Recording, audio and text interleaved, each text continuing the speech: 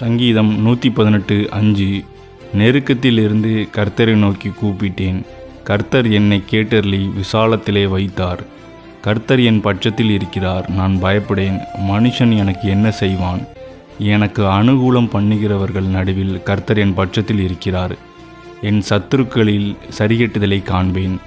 மனுஷனை நம்புவதை பார்க்கிலும் கர்த்தர் பேரில் பற்றுதலாக இருப்பதே நலம். இந்த வார்த்தை இன்றைக்கி கர்த்தர் உங்களை பார்த்து தான் சொல்கிறாரு. மனுஷனை நம்புவதை பார்க்கிலும் கர்த்தரின் பேரில் பற்றுதலாக இருப்பதே நலம் அப்படின்னு சொல்கிறாரு. இன்றைக்கி எத்தனையோ பேர் பார்த்திங்கன்னா உங்களுடைய வாழ்க்கையில் மனுஷனை நம்பி நீங்கள் இருப்பீங்க. ஏதோ ஒரு கடன் தேவையாக இருக்கலாம், இல்லை லோன் வாங்கணும்னு சொல்லிட்டு பேங்குக்கு நீங்கள் அலையோலன்னு அலையலாம். அது மட்டும் இல்லாமல் எஜுகேஷன் லோன், பிஸ்னஸ் லோன், சின்னதாக ஒரு வியாபாரத்தை தொடங்கி எப்படியாவது கொஞ்சம் மேலே வந்துடலாம், ஒரு 50,000 கிடச்சிடாதா பேங்கில் அப்படின்னு சொல்லிட்டு இங்கே பேங்குக்கும் வீட்டுக்கும் டெய்லி அலைஞ்சிக்கிட்டே இருக்கிறவங்களா இருக்கலாம். மனுஷனை நம்பி நீங்கள் தினமும் அலைஞ்சிக்கிட்டே இருக்கிறீங்க அப்படின்னா கர்த்தர் உங்களை பார்த்து தான் சொல்கிறார், மனுஷனை நம்புறதை பார்க்கணும் கர்த்தர் பேரில் பற்றுதலாக இருப்பதே நலம் அப்படின்னு சொல்லிட்டு கர்த்தர் உங்களை பார்த்து சொல்கிறார். கர்த்தர் என் பட்சத்தில் இருக்கிறார், நான் பயப்படேன்.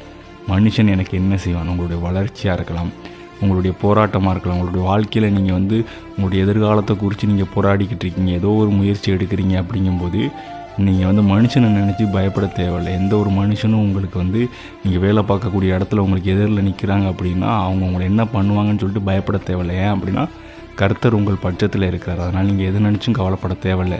நெருக்கத்தில் இருந்து கர்த்தரை நோக்கி கூப்பிட்டு உங்களுக்கு எந்த ஒரு ஆபத்து காலமோ, எந்த ஒரு கஷ்டமோ, எந்த ஒரு போராட்டமான சூழ்நிலையோ, ஐயோ இந்த சூழ்நிலையில் நான் எப்படி இதை ஓவர் கம் பண்ணி வரப்போகிறேன் அப்படின்னு நீங்கள் நினச்சிக்கிட்டு இருக்கீங்கன்னா கர்த்தரை நோக்கி கூப்பிடுங்க. கர்த்தர் உங்களுடைய சத்தத்தை கேட்டு உங்களை விசாலத்தில் வைப்பார். நீங்கள் நம்புங்க, கர்த்தர் உங்கள் பட்சத்தில் இருக்கிறார். நீங்கள் பயப்படவே தேவையில்லை. மனுஷன் உங்களுக்கு எதுவுமே பண்ண முடியாது. எனக்கு அனுகூலம் பண்ணுகிறவர்கள் நடுவில் கர்த்தர் என் பட்சத்தில் இருக்கிறார். என் சத்துருக்களின் சரிகட்டுதலை நான் காண்பேன். அதாவது உங்களுக்கு என்ன தேவையோ, என்ன விதமான தேவைகள் இருந்தாலும் உங்களுக்கு அனுகூலம் பண்ணுகிறவர்கள் சுற்றி இருப்பாங்க. கர்த்தர் எப்படியாவது அந்த கூட்டத்தை உங்களை சேர்த்து உங்களை கிட்டே கூட்டிகிட்டு வந்துடுவார். அதனால் நீங்கள் சத்துருக்கள் உங்களை சுற்றி இருக்கக்கூடிய சத்துருக்கள் நினச்சி பயப்படவே தேவையில்லை. உங்களுக்கு எவ்வளோ சத்துருக்கள் இருந்தாலும் உங்களுக்கு அனுகூலம் பண்ணுகிறவர்களோட கூட்டத்தை கர்த்தர் உங்களை தேடி கூட்டிகிட்டு நிறுத்துவார். நீங்கள் நம்புறீங்க அப்படின்னா ஆமேன்னு சொல்லுங்கள். ஆமேன்.